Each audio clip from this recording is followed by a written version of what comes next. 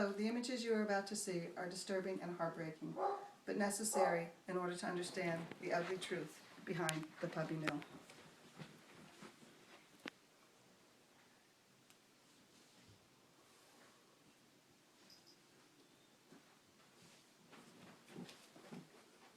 My name is Denise Hahn, and I'm a hobby breeder of golden retrievers.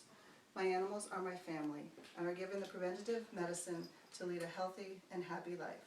They are given the proper nutrition, veterinary care, exercise, grooming, and socialization. Unfortunately, this is not the case in puppy mills. As you're about to learn, they are strictly for profit, and they are held as a commodity and given little to no humane care. What is important here is that you have the power to make a difference in the lives of these animals suffering from the deplorable conditions. Today I will discuss with you what a puppy mill is, where puppy mill puppies are sold, and what you can do to make a difference. What are puppy mills and why are they so bad? According to the Humane Society of the United States, 2 to 4 million puppies are born in puppy mills each year in the United States alone. Parent dogs are kept in cages for their entire lives, breeding litter after litter, with given little to no veterinary care, and they never step foot outside of their cage. Low-producing dogs are discarded or even killed. Documented conditions include overbreeding, wire cages, no veterinary care, lack of food and water, no protection from the elements, and they're never given any socialization outside of the cage. I had an experience this past spring with a friend who wanted to get a puppy for her family. She found an ad in the paper from Lancaster County, which is known to be the capital of puppy mills. Despite my hesitation, my curiosity got the best of me, so I went with her for the ride. I told her along the way about the conditions that I was sure we were going to come across, as well as not making any decisions while we were there. Upon our arrival, we were directed by a woman down a dirt path to a hidden barn. Upon reaching this hidden barn, there was an Amish man that greeted us and took us into this barn. Upon arrival in the barn, the conditions were horrible. The odor was so bad we could barely breathe. We went up a stairwell that was covered with what appeared to be feces. Upon getting to the top of the steps, there was a wire cage that was also filthy dirty with feces, apparently a holding pen for these puppies when they're brought out. There was a huge steel door that had a sign across, "No admittance." We asked the man if we could meet the dogs and the parents, and he abruptly said no. He wedged himself between the door and the door jamb just so he could fit through, but that we could not see what was going on behind. The dogs were barking, their cries were incessant.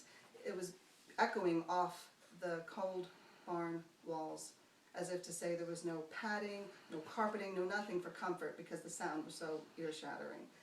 The puppies came out to us in terrible conditions. They were mangy and scared. Despite us wanting to run away with those puppies to save them from their conditions, she left puppyless. Puppy mills like this are all over the United States.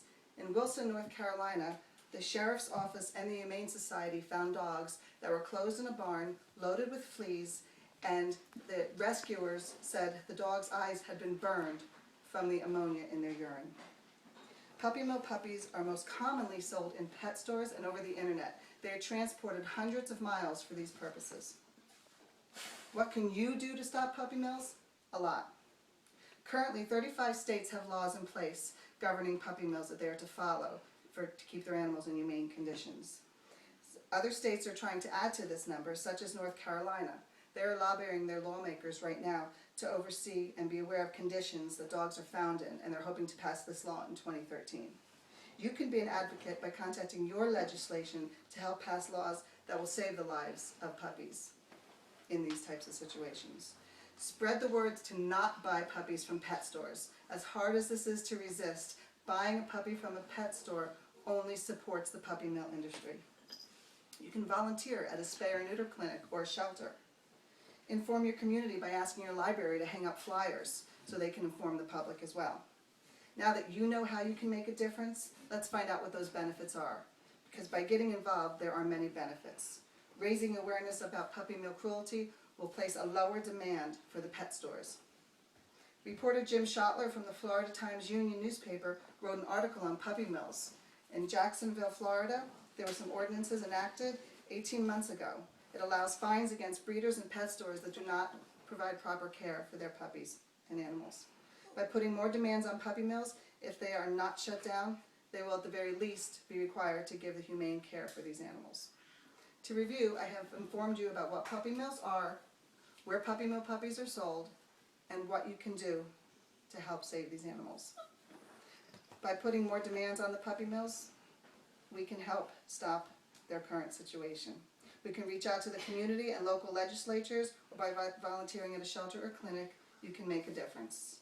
Please go online and visit www.humanesociety.org. And by doing this, you will find all the links of everything I discussed and where to go to find help to reach out to the animals, along with the material to post flyers at the library. You will also find singer Colby Calais, who reaches out and speaking against puppy cruelty, and let's join her fights to help these helpless animals that cannot help themselves. Also, please visit the website www.nopetstorepuppies.com and take the No Pet Store Puppy Pledge, and together we can make puppy mill cruelty a distant memory.